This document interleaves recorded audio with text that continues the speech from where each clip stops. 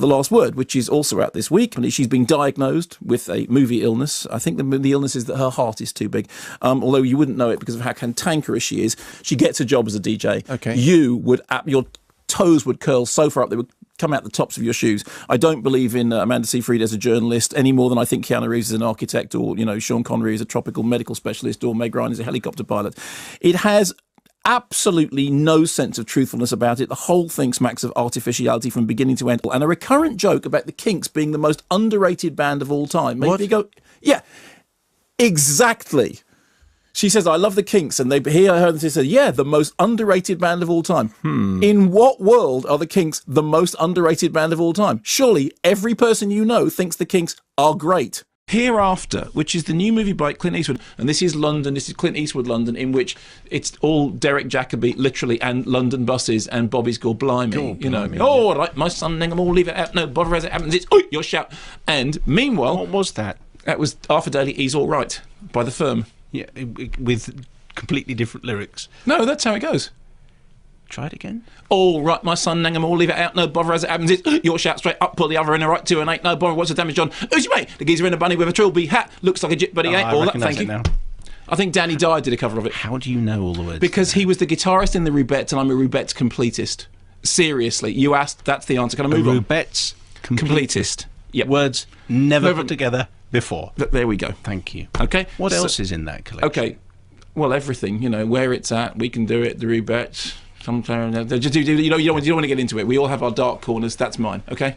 Yes, that's a very dark corner indeed. Okay. I'm not sure how many people really thought that what the world needed was Guy Ritchie's take on the Arthurian legend. But we start off with a bunch of CGI-tastic landscapes and a massive sort of elephant versus wall fight sequence.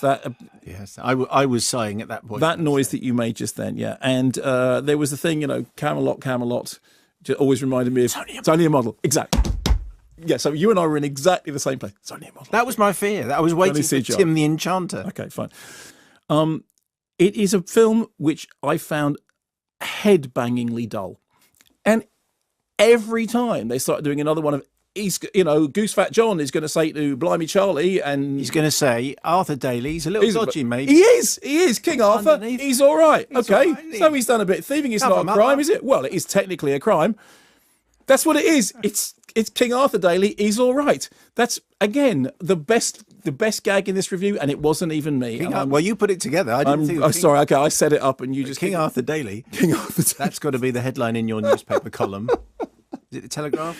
Somebody, two people going out looking for the asteroid, can't find it. A terrible crash. A child in the jungle raised by apes. Now it's Christopher Walken. Tarzan, Othello, your wife, she's crazy.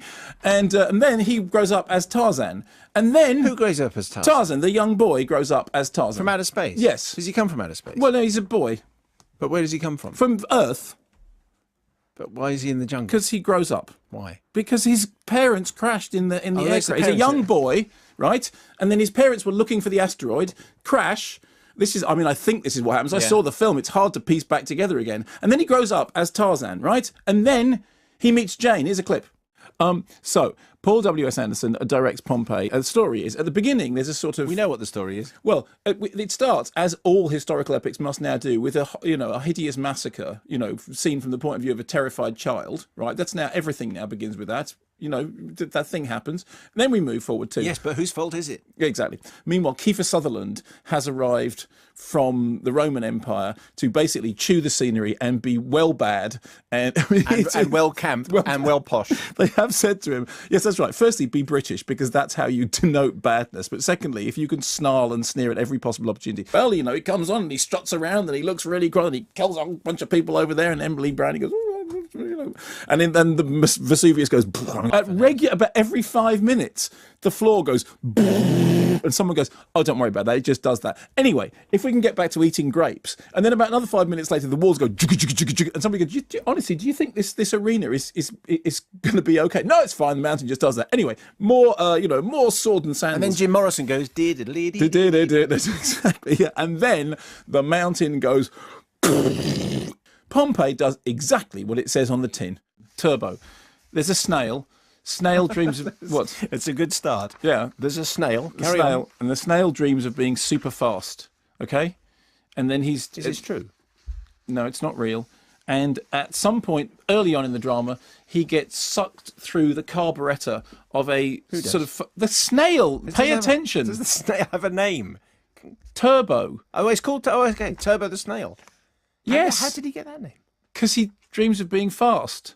That's what he calls himself. Is he a pet? No, he's not a pet. It's actually, funnily enough, you have cut right. Let's have a clip, and I'll come back to it. Here's a clip. That sounds like Samuel. Yeah, it is. Who you met very briefly at the Star Wars party. Yeah. It went like this. Can we speak to you for Radio 1? No. Thanks. Thanks. Anyway, so the snail gets sucked through the carburettor of a car where he gets jet fuel injected and he becomes a fast snail. And the next thing is that he's racing in the Indy 500. So it's like Rush with snails. Now, Against other snails. no, and that, funnily enough, despite the fact that you're just trying to be, but in fact, you've hit you've hit the snail on the head, as 'twere, which is that even within the realms of sort of kids' fantasy, you go, hang on, this plot doesn't make any sense. I mean, I know, saying, I'm sorry, the plot about the talking snail racing, Grand Prix cars in the Indy 500 doesn't make any sense. But even within the realms of that, you go, but the snail is about an inch, and the car is a car, and why is the snail not driving a car, or why is Guy Gagné? Why is he not running on his feet? This doesn't make any sense. Why is a snail in the and I know it's like saying the owl and the pussycat didn't go to sea in a beautiful pea green boat because the owls and pussycats don't live together on foliage adrift upon water. There are many, but it doesn't matter. But the story works. You still believe that he did sing, but in this case, you go, okay, I have a fundamental problem here on a narrative level. Why is the snail racing a car? Sorry, there we go. So it was kind of racing sequences were quite fun, and although of course because the car's big and the snail is small, all you see is a line. But what is the snail running on? It's running with its snailness, yes, and you see, and so as is so often the case, in being what you believe to be sort of just difficult and petty, you have cut to the quick of it. What's the snail racing on? The central pillar of the film is so daft, even the kids thought it was stupid. The central character is irritating. Snail. At the beginning, Orlando Bland's son must search for the trident of Poseidon. The what? Yes, exactly. Must search for the trident of Poseidon to end the curse which has kept his father off our screens for a whole decade. This is Python-esque already. To which the trident of Poseidon. Have you got what's that you got there in that That's box? the trident of Poseidon, isn't it? And his son, he must search for. He's got. Anyway, so he must search it next to the in order to bring his father back to our screens. To which the entire audience shouts, "Why? Why?" So when we first meet him this time, he is literally flailing his arms around, waving his finger. I know it's a bit much me complaining about that. You get the usual stuff in which everybody comes on, holds forth with a bunch of exposition. And so there's a trident, there's a compass, there's a curse. Nobody mentions the fact that there's presumably a very large check and a bank balance that are being sorted out. Alvin and the Chipmunks, the road chip. There's a joke about The Shining. There's a joke about Taken. There's a joke about The Terminator. It's not so much that they're nodding and winking at the parents. It's like they're going, "Oi, parents! Texas Chainsaw joke." Here we go again. When I'm doing this plot synopsis, if you think it doesn't make any sense, that's because I'm just trying to scramble together the bits of it's like standing in a junkyard that's been surrounded by the wreckage of a car, and you're trying to explain that bit connected to that, and there was a carburettor over there and whatever. So in England, Sir Anthony Hopkins, Michael Bay does a lot of things, but be funny is generally not one of them. I mean, he is about as funny as the workings of an air filter system. Once again, Michael Bay, do something stupid, but then get somebody to point at it and say it out loud, and that makes it funny. Surely the only way that inevitable disaster can be averted is for Sir Anthony Hopkins. We will swirl, we will cut, we will jump, we will just throw all these different. It's the equivalent, putting your head in the popcorn maker or the food blender, and just all the colour tones turned up to retina scorch. Monster trucks, what a load of old pants that was. Here's the plot: monster trucks. They're trucks, Monsterish. They're driven by monsters. In the monsters, right? They find the monsters come out of the water, and then the boy who's got a truck but needs the engine doesn't work. He puts the monster in the truck, and then it becomes monster truck. And then there's another monster But another truck, what are we going to do with him? We'll take the engine out of put him in monster trucks, plural. Monster trucks. Yes, I mean, literally, that must have been how the meeting went. Monster trucks. They're monsters in trucks. The thing is that if you like cheese and you like peas, you'll love new squeezy cheesy peas. Monster trucks. That could be quite good. Except it isn't. Okay, well now you need to tell me why it isn't. Because it's pants. But why is it pants? Because it's badly written, badly rendered, but everything about it is just, you sit there watching them going, what? Really?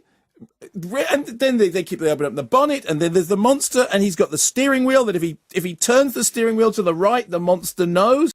Monster trucks. Could be good. Isn't.